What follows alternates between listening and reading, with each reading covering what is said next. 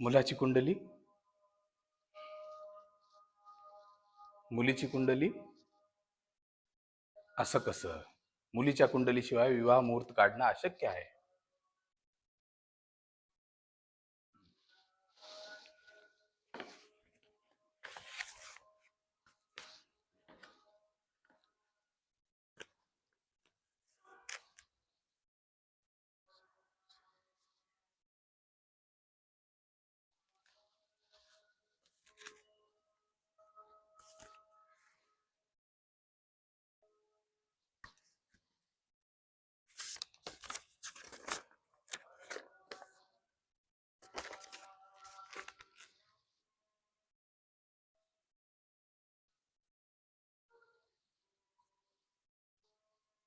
वा, उद्या साखरपुड्याचा अतिउत्तम मुहूर्त आहे आणि विवाहाचा शुभ मुहूर्त आजपासून ठीक 7 दिवसानंतर आषाढ शुक्ल 2 या तिथीला अर्थातच 16 तारखेला होणार आहे.